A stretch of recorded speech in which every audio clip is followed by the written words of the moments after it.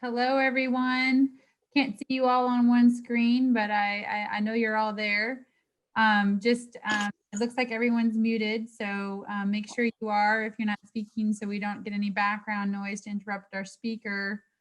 Um, and we have a really great opportunity today to hear about how climate change is affecting the culture of the Gullah Geechee people through our speaker, Andre Taylor, who we were fortunate to meet this summer because he was a speaker at the NRT Immersion Experience, because we did that with the Southeast Climate Adaptation Science Center.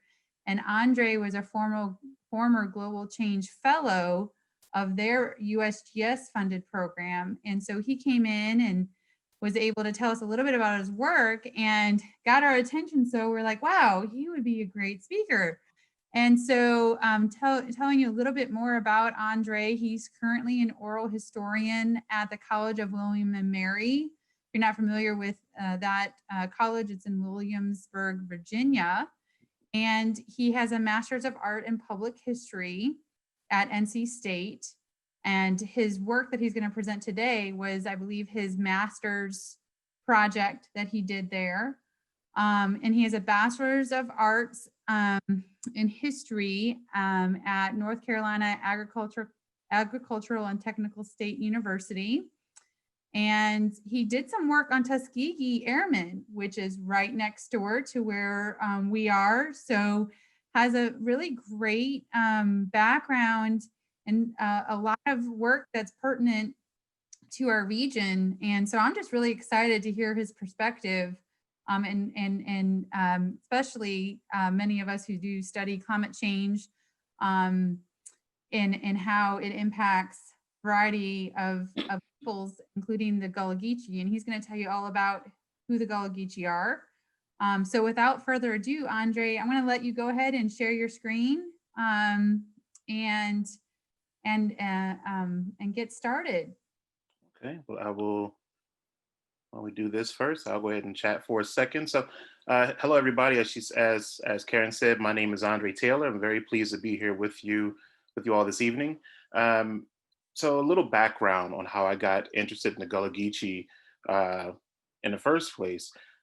So I was one of those people who went to school a long time ago and was a student athlete, but was more of an athlete than student initially, and went back to school after a 15-year career in journalism. So I'd worked for several newspapers and come up with this idea one day that, I think I want to go ahead and go and get, I want my bachelor's degree. I want to have a degree.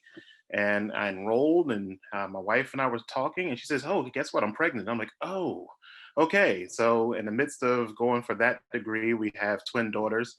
Um, and I remember applying to North Carolina State, and I remember them saying, "Hey, we're out of funding at the moment, but if you want to come here, still we could try to find something." And I had to do a paper my last semester of undergrad in 2018, and it was on the professor said, "I want you to pick either how rain impacts people, how snow." And I'm thinking to myself, I'm from Philadelphia. Rain and snow, they don't impact me. I mean, we're movable people in those type of conditions. And then I thought about rain and in the perspective of how would it impact somebody else, and it was still boring to me. And I said, can I look at something about how climate change impacts people? And she says, "Well, there's not really any research on that, but if you find something, okay." I'm like, "Okay, great." There's no research on it, and there was tons of research on it. But what I wasn't finding a lot of was research on Gullah Geechee people, and I'd been introduced to the Gullah Geechee culture just by friends who had been to South Carolina, family members that are from South Carolina, and I ended up writing this paper on the impacts of the rising seas. And it was one of the papers that was submitted for me to earn my Global Change Fellowship. And within that fellowship, it was the first time I got to meet Queen Quet, who's the chiefess of the Gullah Geechee Nation. And what an impactful woman, just full of, you name it, she's full of a lot of insight, a lot of everything. So what I'm going to do now, I'm going to share a short video that I produced while I was a member of the Global Change Fellowship program at North Carolina State. And then I'll have some slides to share with you after that. So. Andre, just a quick note, if it has sound, be sure you click the sound feature so that we can hear it. Okay. When you share screen. I'm having some problems. Okay. Wait a minute. Can you guys see anything on my screen? Nope. Okay. So if you're doing a screen share, you have to take us to that particular page. Yeah, that's what I'm trying to do. Let's see. Hold on. You know, I've done this a billion times, and all of a sudden. Yeah, always when when we need it most. It's saying, let's see, allow Zoom to share screen.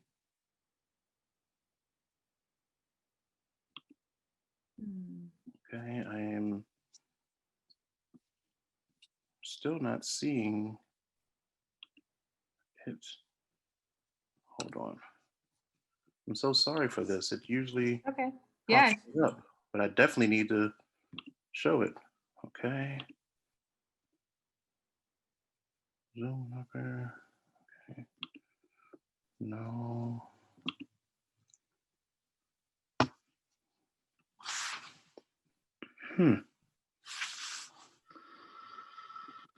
Andre, if you want, you can send it to me in the chat, just like to me, and then I can play it from my end, or even to Karen maybe, because even Karen can share her screen. The host, you can send it to me. Okay, I may have to give that a try. Hold on one second. It should be. I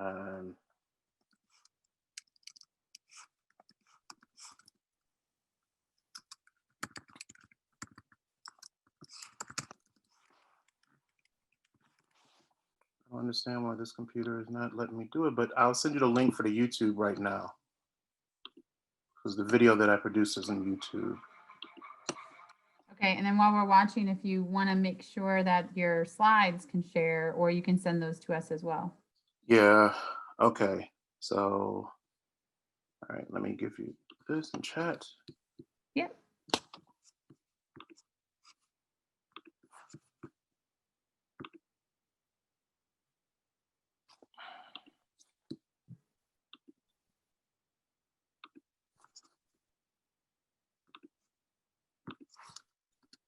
Okay, here's the video in chat. You got it, Shana? Yeah, it went to everyone. Yeah, are you showing it, Shana? Okay. Be sure to hit that. I think when you click on it, there's an audio thing that you have to, so we can listen to it beyond like the first 10 seconds.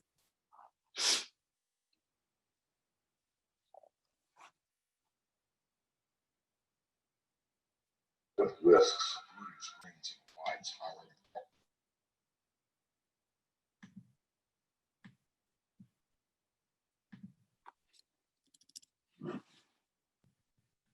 Can you all see this? Mm-hmm.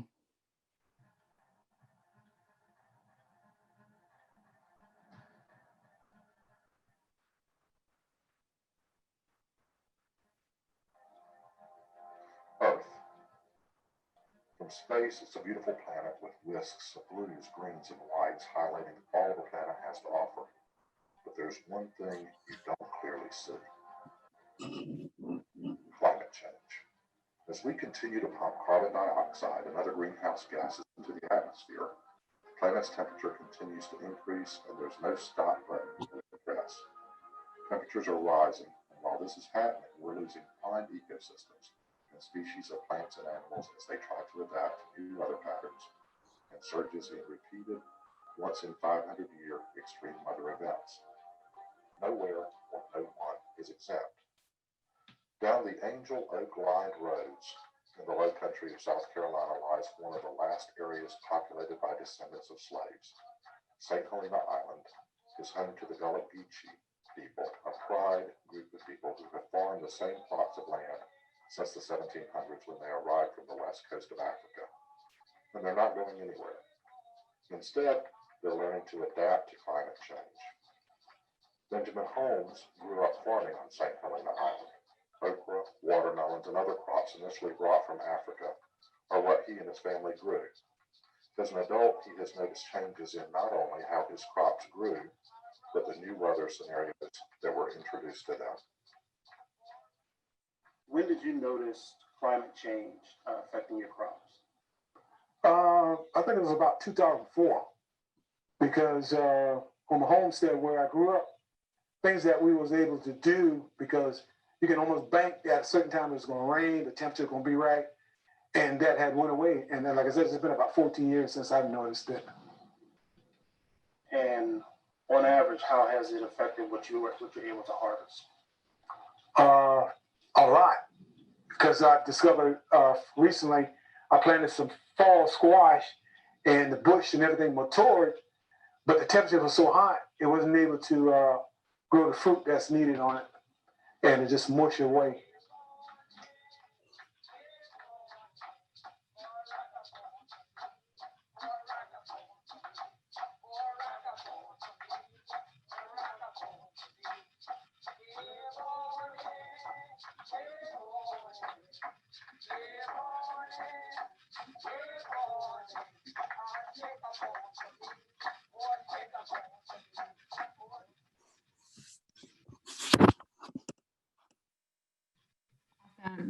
Andre, are you able to share, you think? Let's give this one more shot. Okay. Hello, students. In this video, we are Sorry. read. The next video is playing. The next video is Andre, you can go ahead. All right. Where are you? Okay. Can everybody see? Hello? No. Oh, no, sorry. Okay. Should I make you post? Maybe that the way it's gonna be better. Yeah, if I was a co-host, I think that may actually work a little better. Okay, I made you the co-host. All right. There we go. That's perfect. All right. Everybody see? Got it. Yes. Perfect. Okay, perfect. So my research that I did while I was at North Carolina State and have continued focuses on three elements. One, we look at the Gullah Geechee community and the people. And then we also look at the storms that have impacted the Gullah Geechee community throughout history, because this will give us some insight into how they're adapting to these storms that they're facing. And the third element of it is, how is this impacting their cultural heritage, and most specifically the foodways? The Gullah Geechee community is very, very into agriculture.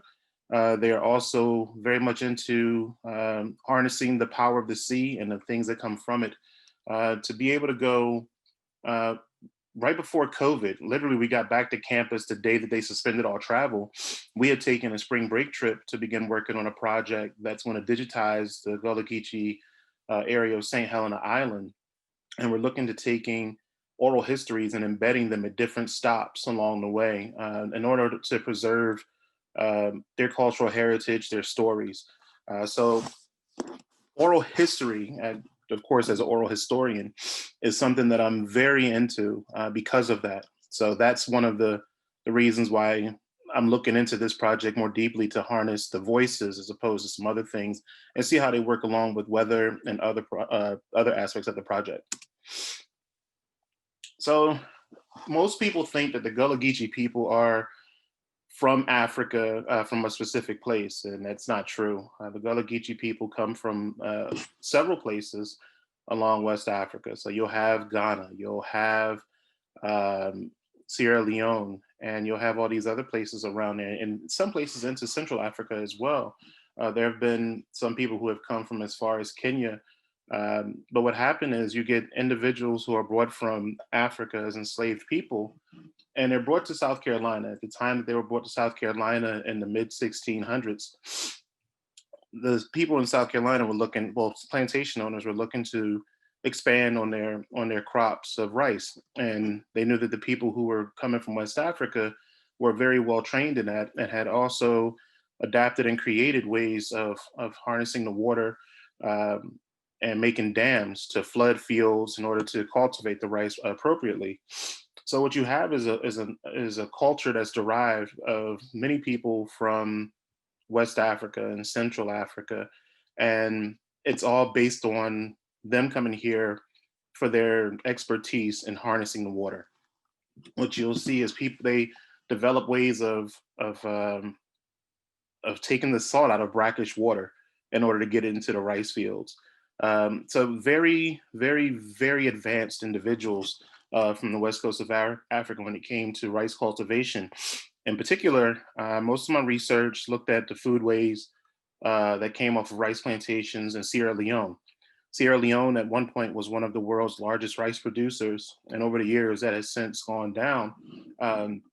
But some of the songs that you hear some of the Gullah Geechee people sing, you'll also hear some of those same songs in Sierra Leone. And it's not that people have told them; it's just that these have been oral traditions passed down from family members. And what you see is this language is a Creole-based English language, and it's several different languages that came together. And then once on plantations, if you don't speak the same language as somebody else, you have to find a way to communicate. Therefore, here you have this. Harvard University is, if I'm not mistaken, one of the only schools I know prominently that has an actual course in Gullah language. So hurricanes, specifically with South Carolina, it's a no-brainer. You know, Charleston, St. Helena Island, the Sea Islands of South Carolina, they're all right on the coast. Usually they're the first ones to see these impacts right away. And it's amazing to be there through it. In 2018, October of 2018, I had planned a research trip to go to St. Helena Island to meet with Queen Quet and some other Gullah Geechee individuals to begin working on my project. So we had developed this focus group that was there, and I was going to go, and I got there, and I'm like, wow, everything's all boarded up. This must be a desolate town. And I thought that Hurricane Michael was not even going to hit the area.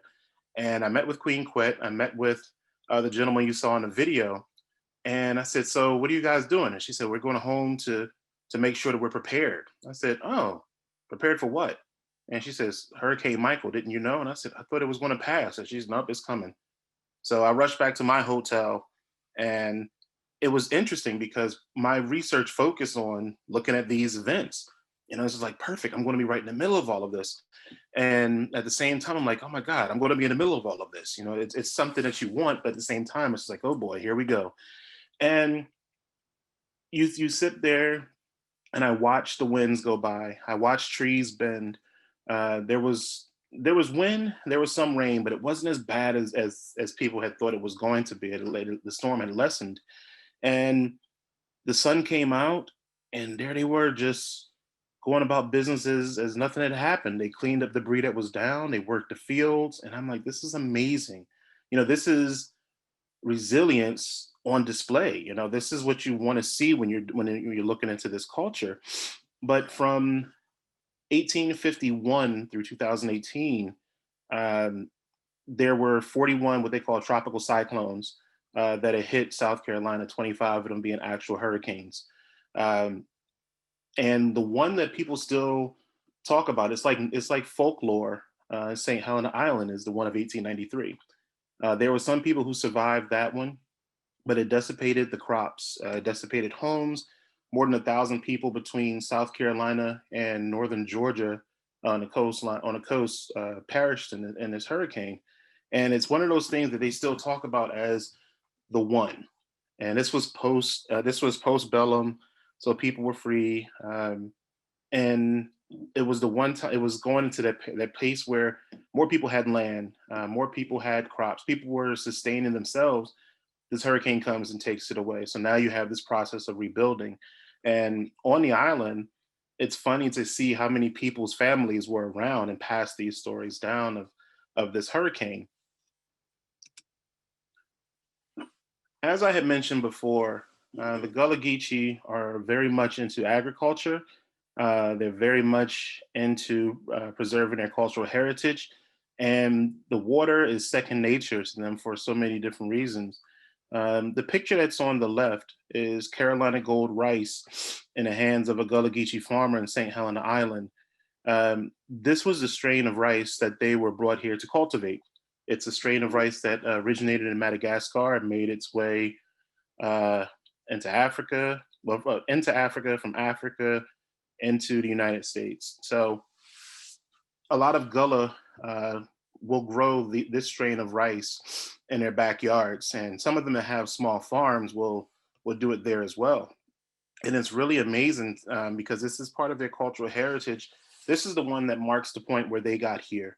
So indigo, Sea Island cotton, which is a more illustrious strain of cotton, as opposed to the cotton that you see grown inland.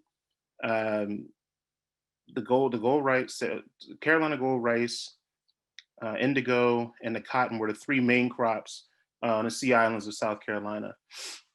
So often you'll see people grow it and prepare it for people that are guests in homes, visitors to two of the restaurants on the island, and definitely they feed themselves with it as a way of paying homage to their ancestors that came years before.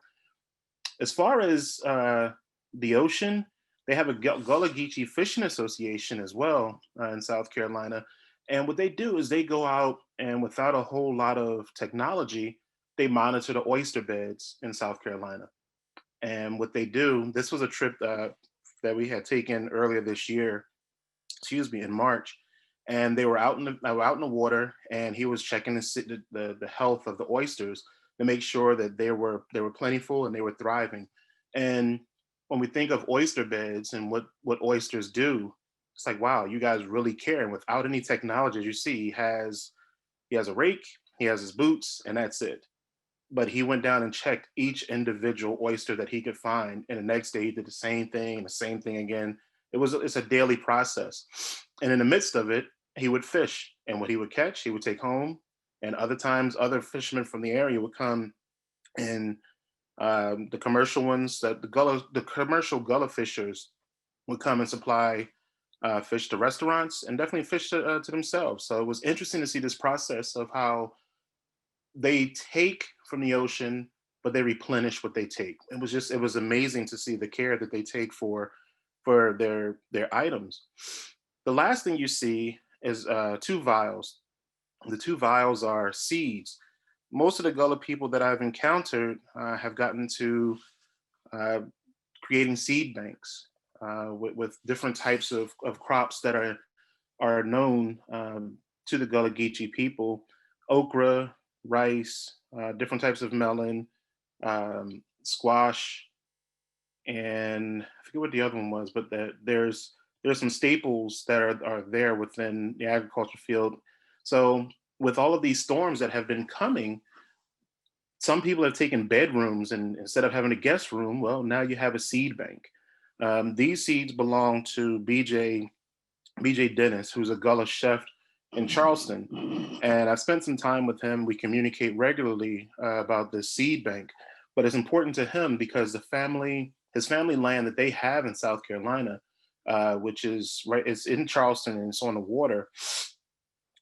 This is the land that they acquired post-bellum immediately.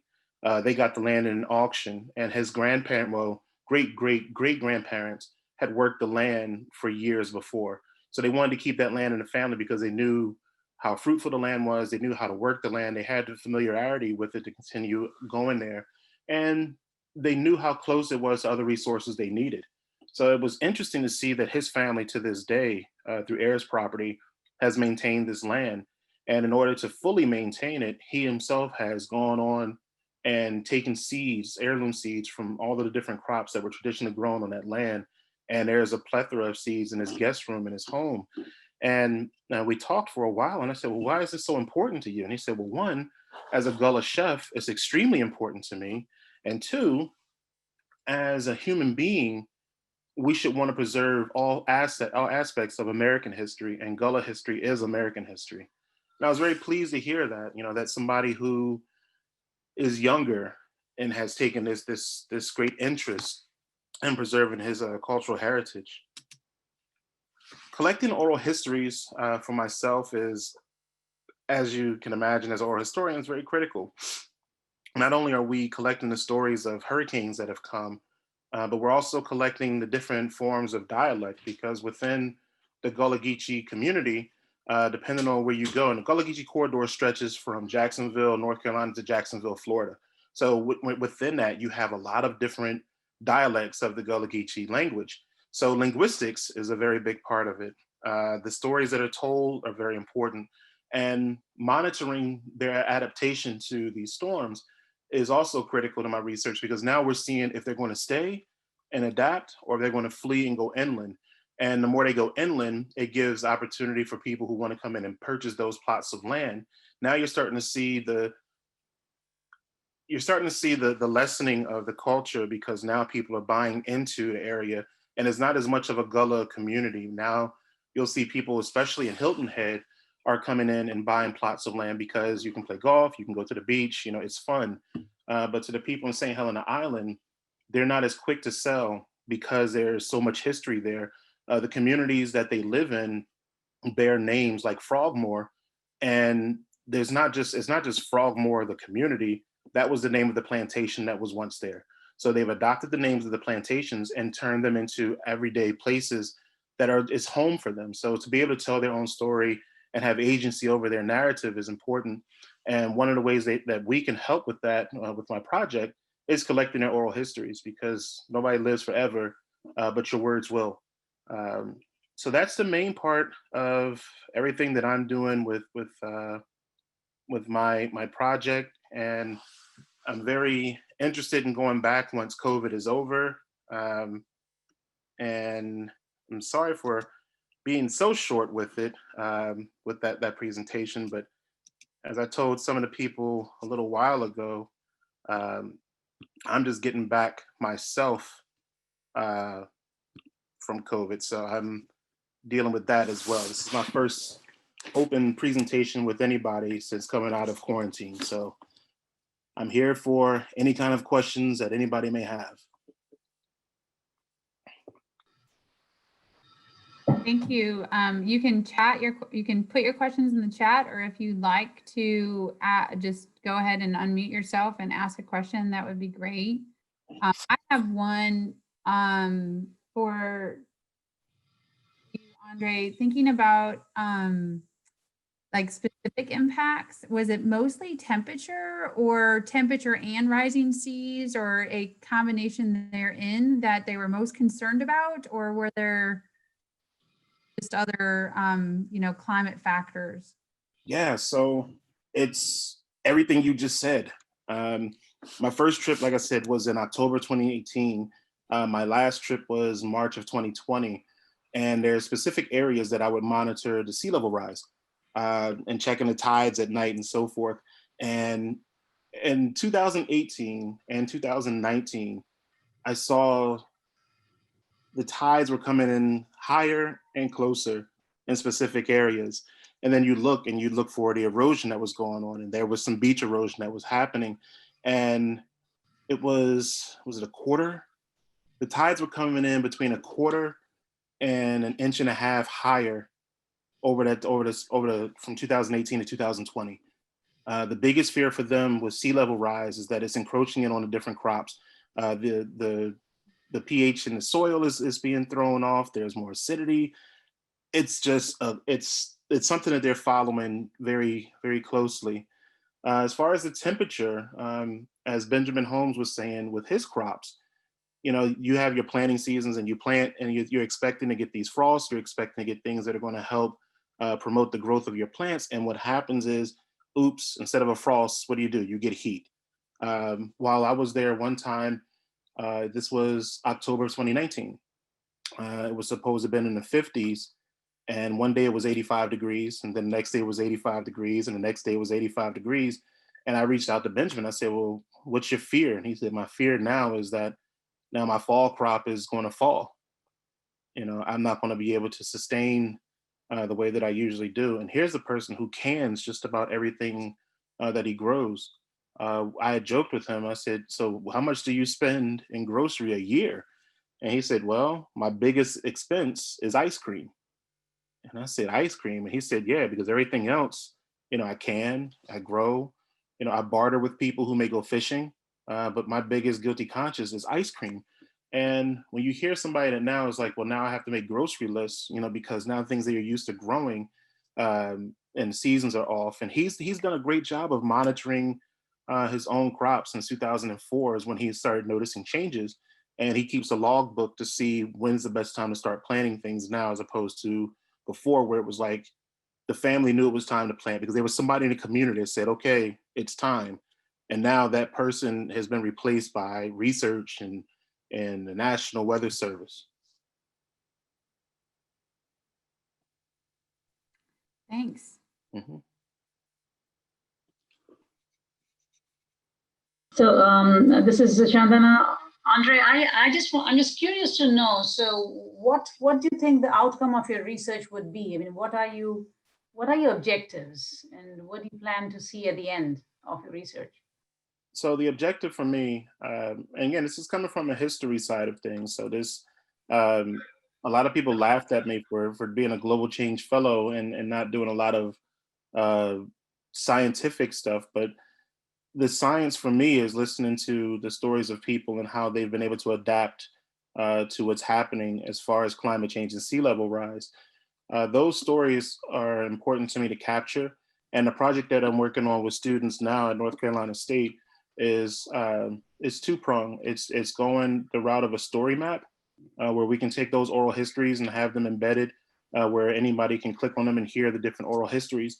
And also an AI approach to it, where we're going to go and try to scan as much of the island as possible to create tours for people, because if they're predicting that the island is going to be underwater in 4 to 5 decades, if not a little bit longer. My job as a historian, as a public historian, is to go in and preserve the cultural heritage aspect of it. And along with preserving cultural heritage, you do have these stories of resilience, and you do have stories of hurricanes that have happened, and you gauge these stories to look for the traumatic memory that's been produced within these individuals, because now they have to face this reality. Do we build up? In some places on St. Helena Island, they are building up. You'll see places that are on stilts. You'll see raised foundations, and you'll also stand there and you look at these water lines over the years where water is coming closer and closer and closer, and it's forcing them to make these decisions. Do we stay or do we go? And if we stay, how do we adapt to this? Because when the adaptation that happened in 2018 is already outdated in 2020. So now they're looking at different aspects. So these stories will be able to help people on both sides, both natural science and social science, be able to help us understand the Gullah Geechee community and their culture, and how do we play a role in preserving this cultural heritage. Great. And just a quick follow-up question before Karen goes to the questions in the chat is, do you have someone in the community who is very elderly? You can get some, I mean, Benjamin, I can see. I mean, is there someone who is like really old from whom you can get some really nice oral history? There are several. Queen Quet's mother is one of them. Queen Quet's mother. There's a gentleman in the community who has been sewing. They hand sew their fishing nets, so they're not store bought. So the oral tradition of net making has been passed down from ancestor to ancestor to contemporary people, and it's been done the same way. And it's interesting because some of the older people are in their mid to late 80s and some early 90s. So the stories that they have are much different from your Benjamin Holmes, who in 2004 is like, "Oh my God, there's climate change." You listen to some of the other people, the older people, and it's just like, "Oh, I remember when this happened. I remember when that happened. I remember this flooded. I remember that flooded." And it's so cool because now you have layers to the stories, and that's important, because if I just had contemporary, there's no balance. I need the older generation to give me that balance to get a better understanding of it's not contemporary. This is something that has been long lasting. Thank you, Andrew. There is a question that's multifold in the chat from Wesley. So I'm gonna ask you a couple of them. You can probably see him now as well if you wanted to. He's got a few embedded in here, but one was about the type of geological data you collected and if there was any social equipment you used. I think when you mentioned sea level rising and some of the beach measures, that might be what he's referring to. Did you have any special means of collecting that data, I guess, is the first part of the question. Okay. Yeah, so when we went in March, we took a team of public historians that had varying degrees of collecting data. We had a person who was he was into architecture history, and he hand drew all of the buildings on St. Helena Island. Don't ask me how, but he was able to do it. We had other people who were interested in GIS, and within the GIS is where they took different cameras, different types of scanners that were used as well. So those groups captured that information, and they did a lot of the measurement of past measurements that I had received and had taken myself. And they compared the notes, and with the pictures that they have and the different scale models that they used of the land, because we were able to get maps from the local county, and the maps went back some time. So we were able to be able to look at aerial maps and see where most of the erosion was happening and do the comparison that way. They were Beaufort County was very, very helpful with supplying us with the maps that we needed to get that done. Great. And the second part of his question is, what other results did you find on how climate change affects the Gullah Geechee community, I guess, from the data you received through these other collaborations? Yeah, so one of the most prominent things is agriculture. Here's a group of people who are used to sustaining themselves, and different times where they a lot of them still do a lot of bartering. So if I'm growing okra and you're growing rice, let's meet in the middle of this meet in a common area and let's exchange. Well, there was less of that happening. There were actually limited okra crops when I went down in 2018, and it was based off of changes in the planting season for the types of okra that they were growing. And a lot of them were discussing with me an oral history that I collected, where at one point in time, okra was so plentiful, it was like, well, we can just sell this on the roadside.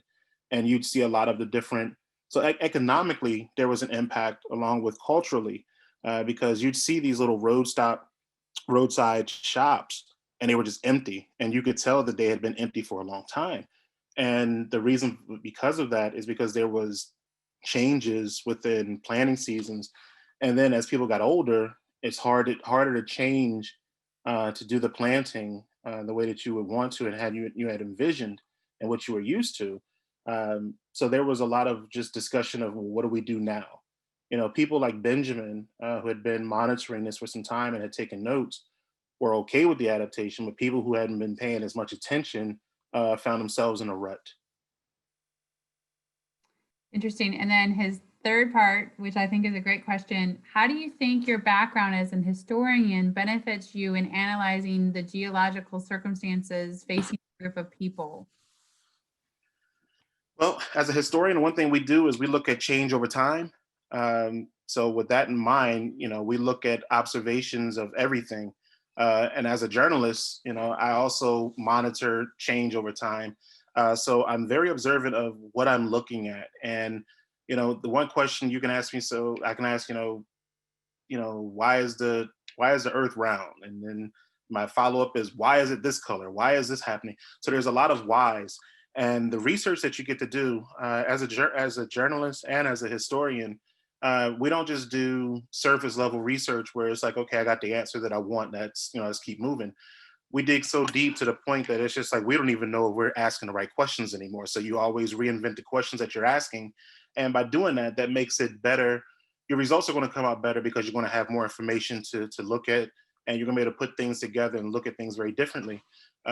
This in particular, the oral histories led to Beaufort County.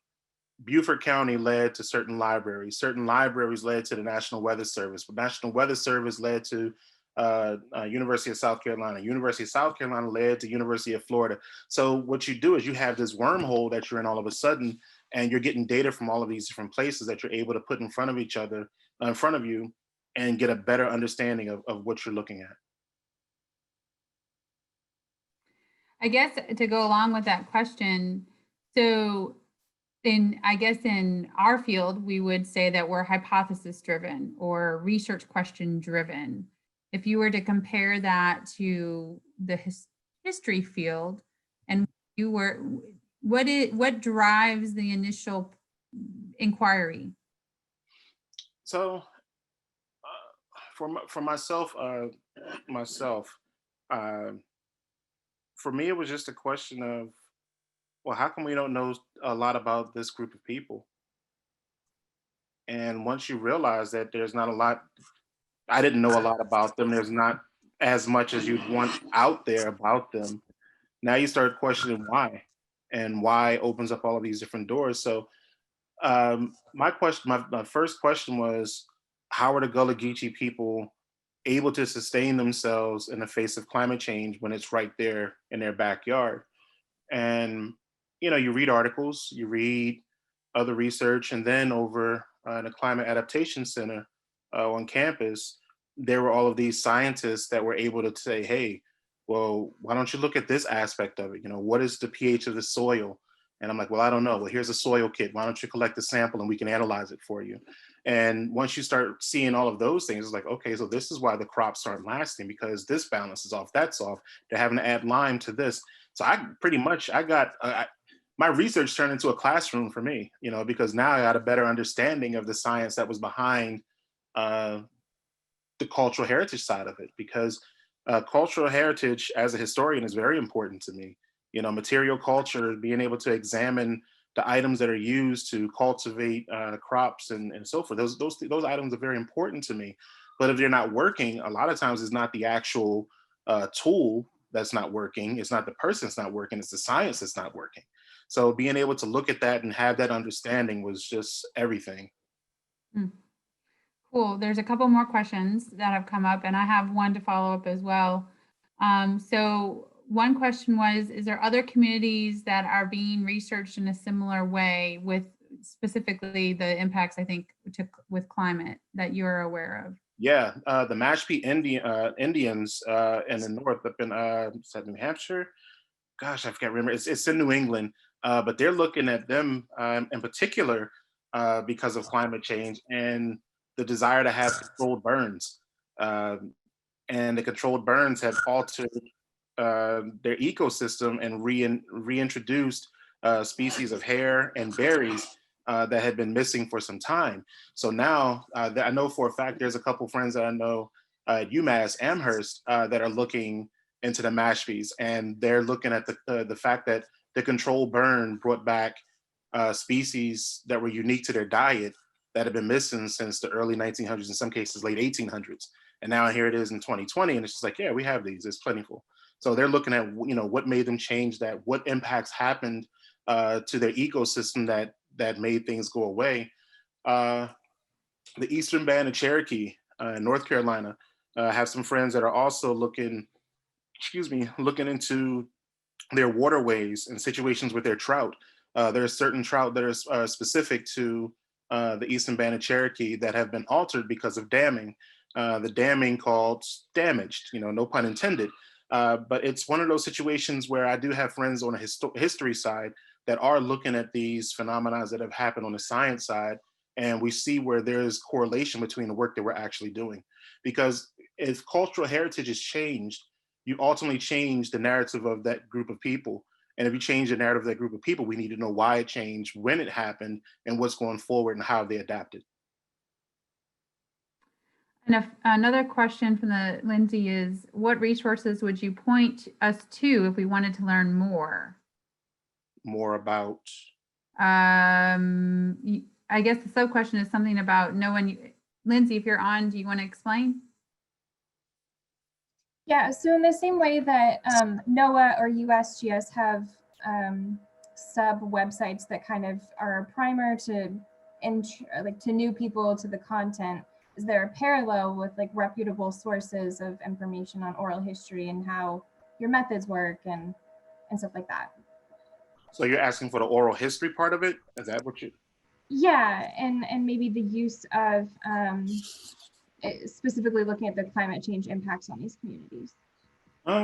So there's two, OHA, Oral History Association. That's one. Another one is going to be, of all places, and this is my favorite one, the Southern Foodway Association, SFA. The Southern Foodway Association does a great job, and their oral historian is a University of Florida graduate, but they're getting ready to open up a whole aspect of cultural heritage and foodway damage, and it's going to look at climate change. So that's a project actually we met about, I want to say a month ago. I was in on a call with that because there's a number of us that have interest in analyzing data of lost foodways and attributing it to climate change. So those would be two of the best that I can think of off top of the head. I know Virginia Tech University, Virginia Tech, we'll leave it at that. Virginia Tech has an oral historian that's doing the same thing. And the interesting thing what they're doing is they have a collection of handwritten cookbooks, and they're looking to see specific places in the South where certain items were readily available because they were on plantations. So what they've done is taken that information from these recipes, cross-reference it to what was grown on the plantations, and now trying to see what happened to those areas. The city of Raleigh, actually, too. One of my jobs when I was in graduate school, I had worked with the city of Raleigh as they're getting ready to do another master plan to identify problems within the infrastructure of the city and examining old foodways. So being able to go to specific city operated parks and look for, we had these maps and identify the areas that may have been damaged due to climate change. Like there was a whole stream where they had fish in Raleigh, and it's all dried up now. And when you look at it, there's been some serious damage to it, and a lot of it is because they introduced the soil to the dump. They had dug a hole and just dumped all the trash in and buried it. So that killed a great part of the ecosystem. There were different species of birds that have since disappeared from Raleigh. And certain areas of that park, of Dick's Park, it was plentiful with fish, and it's just absolutely nothing. And the only proof that there was actually a stream that was there were pictures and maps.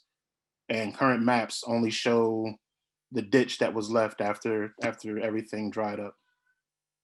So the city of Raleigh should have something soon that would be a great resource to look at as well. Thanks, Andre. A couple more questions. Dr. Cheney here was wondering if Benjamin's experiments, the gentleman that you interviewed, if his experience, based on his experience, how much have the planting dates changed, I guess, in regard to okra, which is what he planted. I don't know if he did rice as well, but I think that's what he's wondering. Yeah, so Benjamin is a little more advanced than I was expecting.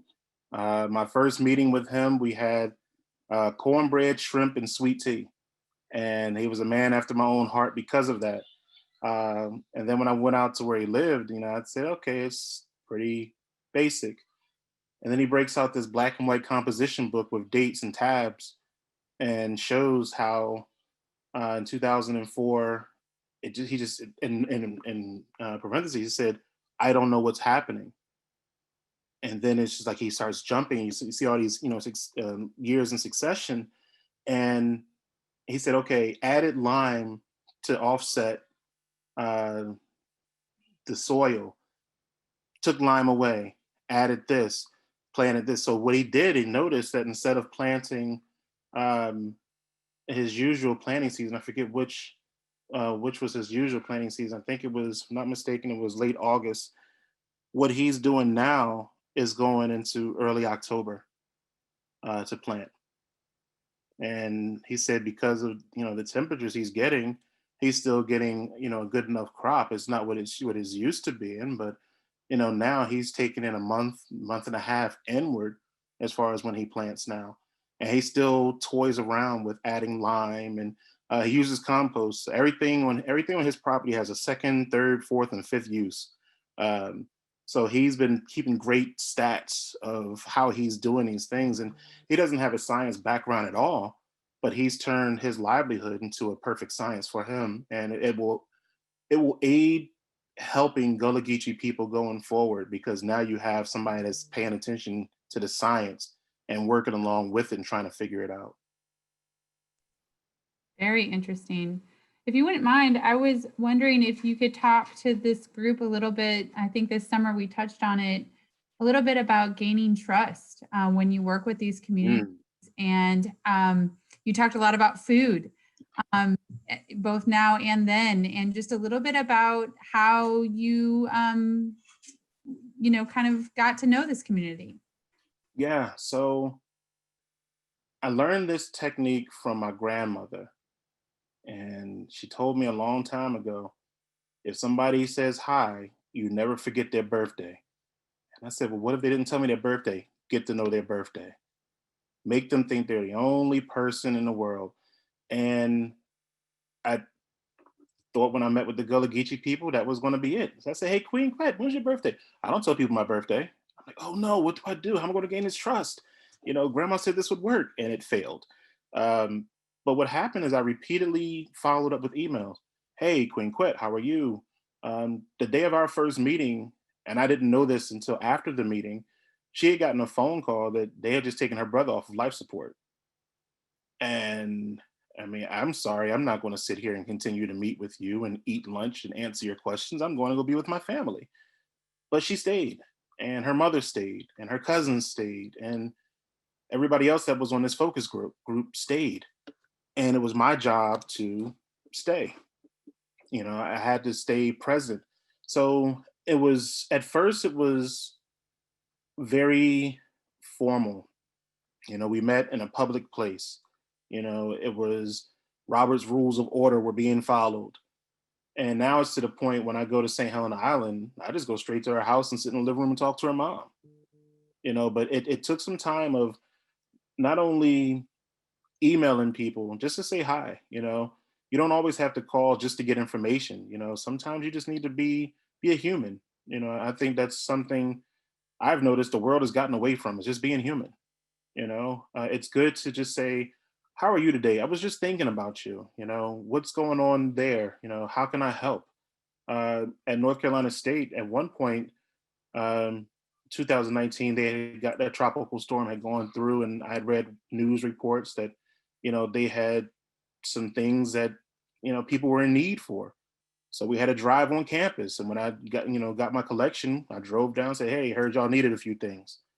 And I wasn't down there for research. I just went just to drop that stuff off, because they needed to see, hey, I'm paying attention to you. I'm not just using you to get information, you know. And then come to find out, we do a genealogy test, and it's just like everywhere their Gullah people came from to form the culture is like, oh my gosh, my DNA checks off on all of them. So at that point, I'm now a member of the Gullah Geechee think tank. So I don't know how much thinking I'm going to do or how much adding I'm going to do, but it was all of the efforts of just saying, hey, I'm human. I took my wife and my kids there. My kids have sat with Queen Quet for story time. My wife has sat with Queen Quet's mother and walked with her cousin on the beach. So it's just, we've entrenched ourselves in the community so much that it's not even like we're asking for anything. It's, we're there. So that's very important with developing trust. I know that sometimes it can be very difficult. You only have a short period of time.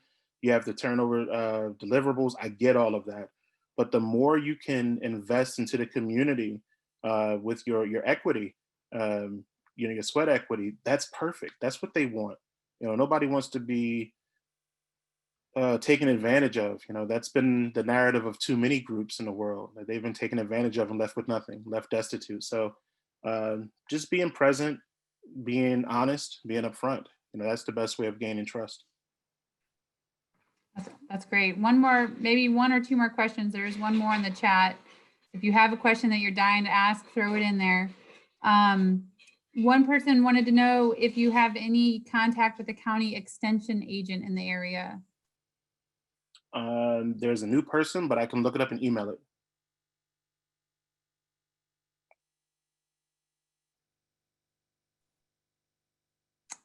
Okay, any more opportunities? We got about a minute or two left. Chandana, did you want to add anything? Not right now, but this has been a great experience knowing new things, especially the trust. Trust is just a very good suggestion you have, Andre.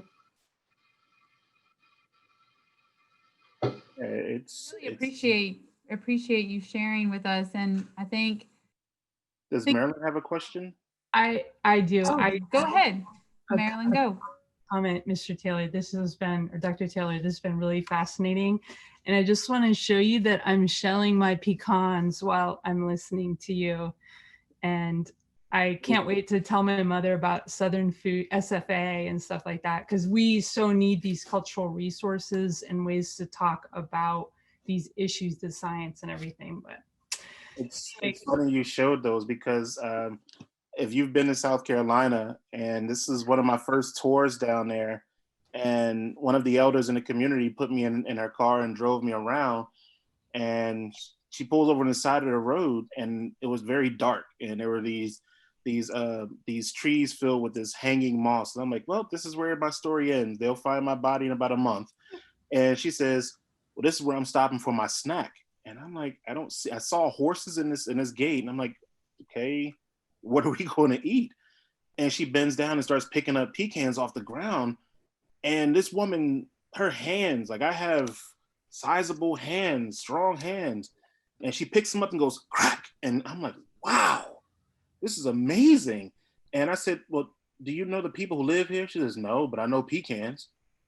And I'm like, great, this is the point where we're going to get attacked for trespassing on somebody's land. But it was so much fun, just how easygoing everybody on that island is. And then I asked her, what's the crime rate here? And she said, what's crime? And it was just, you know, for a kid from Philadelphia, it's just like, wow, people actually asked that question out loud. It was amazing. So thank you for sharing the pecans with me, or pecan, however people want to pronounce it. You know, my grandmama's from Georgia. She says pecan, so I'm following by what she says. Well, we'll get you some if you ever come down to Auburn. So appreciate it. All right. Yeah, that would be awesome. That would be great. Well, we wish you luck, as well as since you just started not long ago at the College of William and Mary, and continued with your recovery as well. Thank you. Yeah, thank you so much for coming. Oh no, thank you guys for having me, and definitely I've been waiting to say this for so long. War Eagle.